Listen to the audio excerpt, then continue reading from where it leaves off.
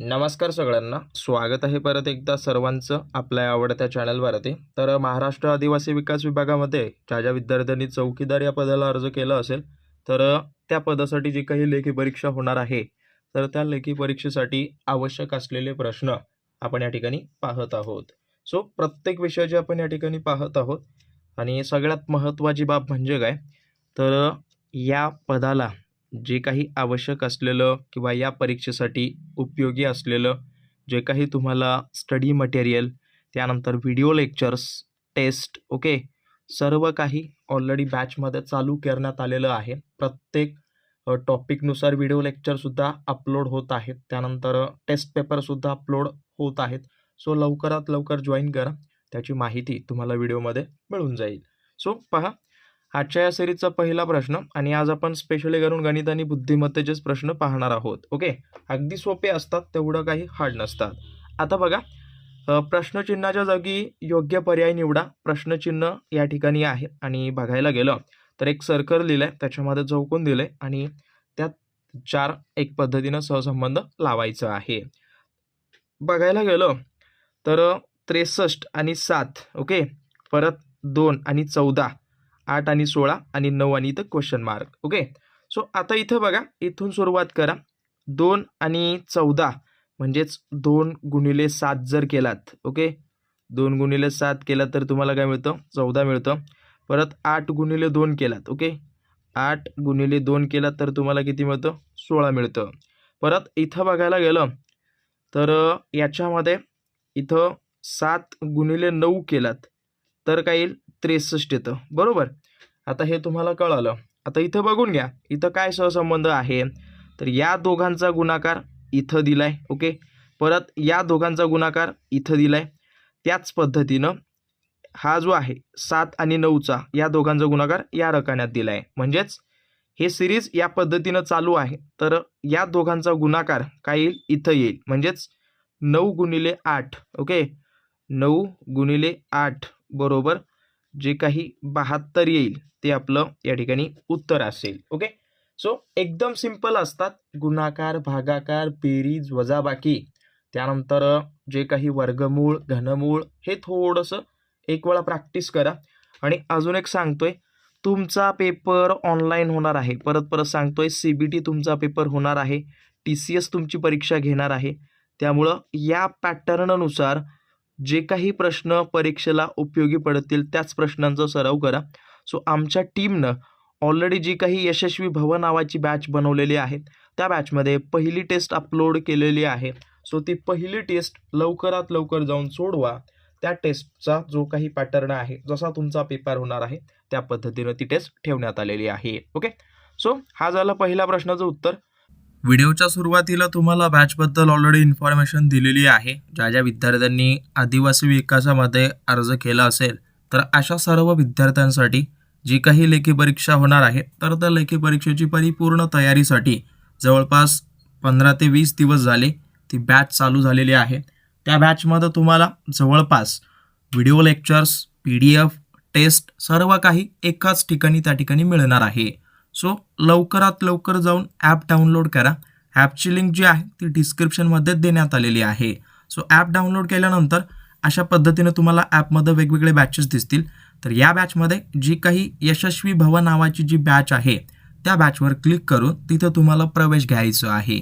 Okay, आता बघा, या बॅचमध्ये जी आहे ती तुमची मराठी व्याकरण, इंग्रजी व्याकरण, गणित बुद्धिमत्ता, GK अशा सर्व विषयांची तयारी सुरू झालेली आहे. जसं की व्हिडिओ लेक्चर्स बघायला गेलं तर मराठी व्याकरणाचे 10 टॉपिक कवर झालेत, इंग्रजी व्याकरणाचे 3 टॉपिक कवर झालेत, आज एक टॉपिक कवर होऊन जाईल.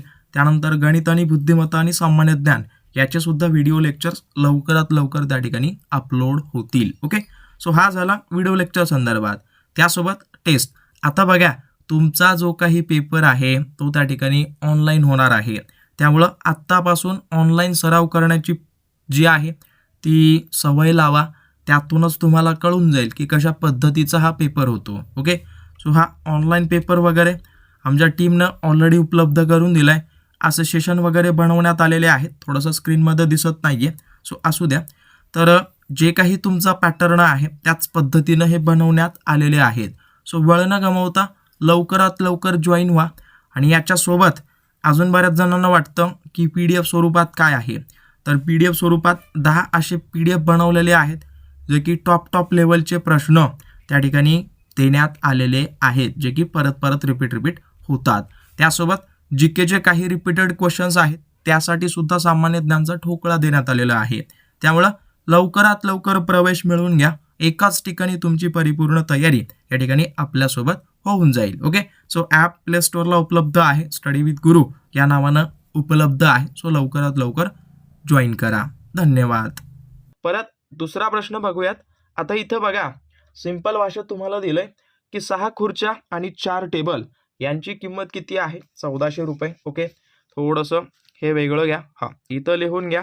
काय दिलंय? 6 खुर्च्या. ओके, खुर्च्या म्हणजे एक्स समजा आणि जे आहेत ते टेबल म्हणजे वाय समजा. ओके, वाय आहे टेबल आणि परत एक्स काय आहेत? खुर्ची. ओके, सो आपल्याला काय विचारलंय की बाबा 6x म्हणजे 6 खुर्च्या आणि 4y म्हणजेच काय? 4 टेबल. या दोघांची किंमत किती आहे? 1400 रुपये. हा झाला पहिला समीकरण. ओके, परत दुसरं काय विचारलंय? 10 खुर्च्या. 10 खुर्च्या म्हणजे x plus okay 6 table 6y यांची किंमत किती आहे? 2200 रुपये. ओके, हा झाला दुसरा समीकरण. तर 2 खुर्च्या आणि 4 टेबल यांची किंमत किती? अशा पद्धतीनं दिलंय. ओके, सो सिंपल काय करायचं याच्यामध्ये, आता हे तर तुम्हाला पहिलं समीकरण मिळालं आणि हे दुसरं समीकरण मिळालं. आता बघा, असं मिळाल्यानंतर आता इथं 4 आहे, इथं 6 आहे, परत इथं 2x 10x आहे.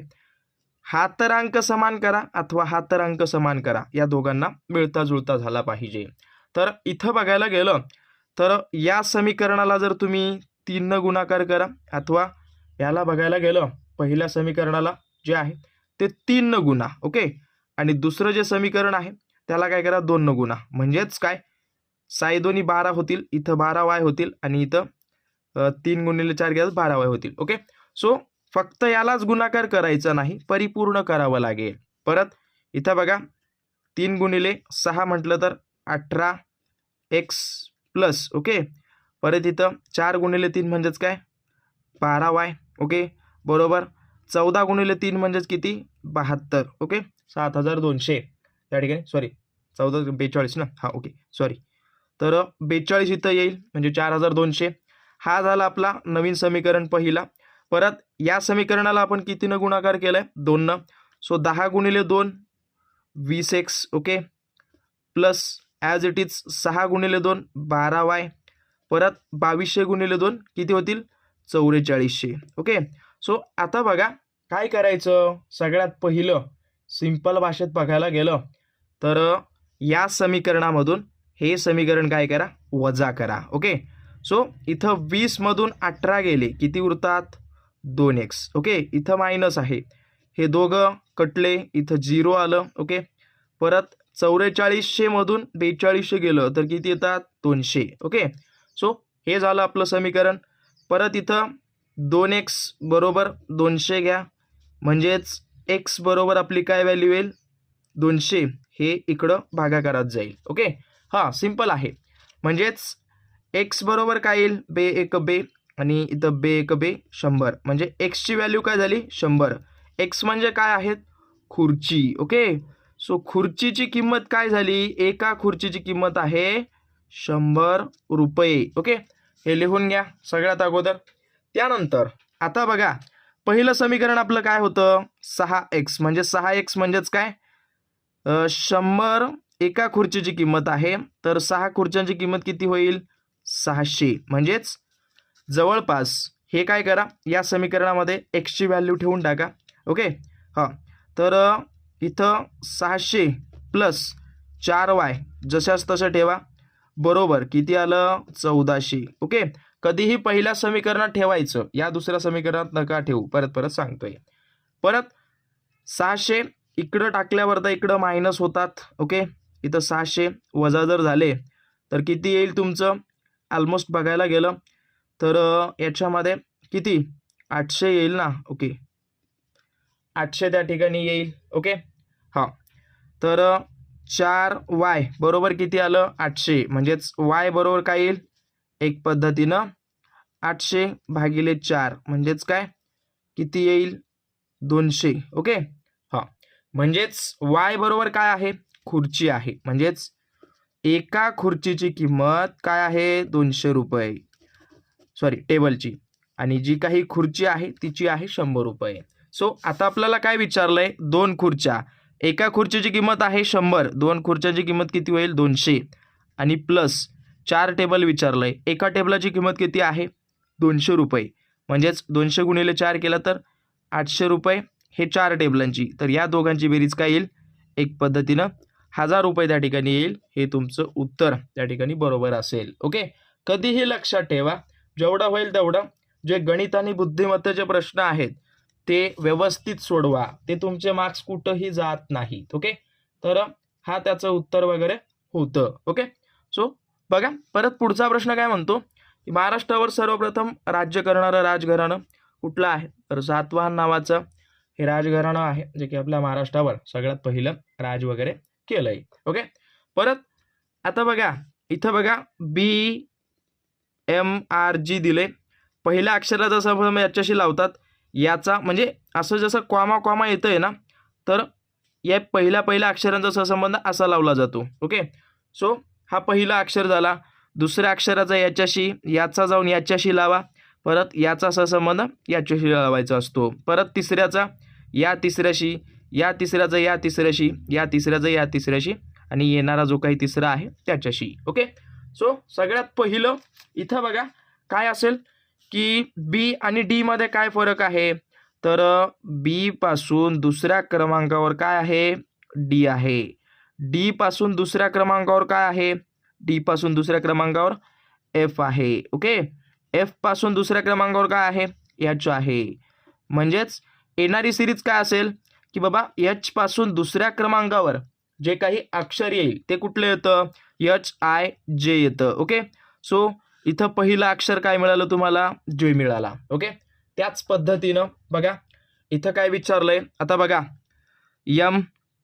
यमचा सहसंबंध एलशी काय आहे, तर यमच्या मागे एका क्रमांकावर एल आहे. ओके, त्याच पद्धतीनं एलच्या मागं, ओके एलच्या मागं के आहे का आहे एक अक्षरावर, परत केच्या मागं परत घ्या इथं काय दुसरं अक्षर जे आहे का बघा, हां ते त्या ठिकाणी येईल. ओके, जे पासून परत एक मागं घेतलात तर तुम्हाला जे अक्षर मिळेल ते आपलं दुसरं अक्षर मिळेल, ते म्हणजे आय, म्हणजेच दोन अक्षर आपल्याला मिळाली जे आणि आय, तर जे आणि आय ऑप्शनमध्ये कुठं आहे इथं आहे. ओके, दुसरीकडे कुठं आहे का नाही, त्याच्यामुळं सरळ सरळ याचं उत्तर हे आहे असं गृहीत धरून टिक मार्क करा आणि पुढं निघून जा. ओके, सो लक्षात ठेवा एक मिनटं याच्यामध्ये कुठलं आपण सेकंड नंबरचा ना चालेल. ओके, हे त्याचं उत्तर आलं. लक्षात ठेवा कधीही तुम्हाला सांगतो अशी जर सिरीज वगैरे आली तर त्यातले कुठले 2 अक्षर 3 अक्षर जर बरोबर येत असतील तर सरळ टिक मार्क करा आणि पुढे निघून जात जा. ओके, परत सांगतोय. परत तुम्हाला मागच्या सेशनमध्ये सांगितलेलं होतं की 2 संख्यांचा लसावी 210 आणि मसावी 35 आहे, तर त्यातली एक संख्या 105, तर दुसरी संख्या शोधा. तुम्हाला मागच्या सेशनमध्ये सूत्र सांगितले की बाबा पहिली संख्या ओके गुणिले दुसरी संख्या यांचा जो काही गुणाकार असतो तो मसावी गुणिले लसावी यांच्या बरोबर असतो. सो याचं सगळ्यांनी व्हॅल्यू ठेवा आणि मला या सगळ्यांची उत्तरं नक्की कमेंट करा. ओके, परत सांगतोय उत्तरं याची मला कमेंट करा. ओके, सो हा झाला 5वा प्रश्न. परत आता बघा इथं खूप किचकट वाटतं पण सगळ्यात सोपं उत्तर तुम्हाला सांगतो. अने बला एक वस्तू 15% लाभला विकली, बने तीच वस्तू 20% लाभवर परत अला विकली, अला विक्री केली तर त्याला 552 रुपये प्राप्त झाले, म्हणजेच त्याला 552 काय मिळाले. ओके, नवीन रक्कम. तर अने ती वस्तू कितीला घेतली अशा पद्धतीनं आहे. ओके, सो बघा सिंपल आहे, सोप्या भाषेत अने ब कडून किती रुपयाला घेतली, बघा 20% लाभ म्हणजेच काय 552 रुपये आहे, तर याच 552ला काय करायचं 20 न भाग द्यायचा. ओके, सो 20 जर भाग दिलात तर तुम्हाला किती येतं? जवळपास बघायला गेलं तर एक प्रकारे 27.6 एवढा त्याचा भागाकार येतो. बघा एक वेळा. ओके. सो 27.6 हा काय झाला? 1% झाला. ओके. सो यालाच काय करायचं? गुणिले 100 करायचं, म्हणजे त्याच व्हॅल्यूची काय मिळून जाते तुम्हाला? एक पद्धतीनं एक प्रकारे सांगायला गेलं तर मूळ किंमत त्याची मिळून जाते. तर 27.6ला 100 जर गुणाकार केलात तर तुम्हाला 2760 रुपये ही रक्कम मिळते, जी की त्या वस्तूची मूळ रक्कम आहे. ओके. सो हे झालं त्याच्या संदर्भात. परत पुढचा प्रश्न काय म्हणतो की एक रेल्वे 10 सेकंदात एका खांबाला पार करते. जर रेल्वेची 25 मीटर पर सेकंद अशी स्पीड असेल, ओके, वेग असेल, हां, स्पीड असेल, तर रेल्वेची लांबी किती? तर सोप्या आणि सरळ भाषेमध्ये बघा, सूत्र काय आहे? अंतर बरोबर. ओके, इथं लिहा अंतर बरोबर. अंतर बरोबर काय आहे? एक प्रकारे वेग गुणिले वेळ, हे तिथं सूत्र येतं. हे पाठच करा. ओके. हां, तर आपल्याला काय काढायचं आहे? लांबी काढायची आहे. ओके, लांबी अंतर एकच. ओके. सो वेग किती आहे? 25. वेळ किती आहे? 10. ओके. सो 10 एक पद्धतीने 10 सेकंद दिलंय ना. हां, तर 250 मीटर किंवा 250 मीटर जे काही तुमचं उत्तर असेल ती काय असेल? ट्रेनची लांबी असेल. ओके. हां, सोप्या आणि सरळ भाषेत. बाकी हा वाला एक प्रश्न दिलाय, सो सगळ्यांनी कमेंट करा. हा वाला जो प्रश्न आहे तो एक प्रकारे तुम्ही पायथागोरसचा जो काही प्रमेय शिकलात, जवळपास एक 9वी का 10वीला आहे, तर त्याच्या बेसिसवर याचं उत्तर मला द्या.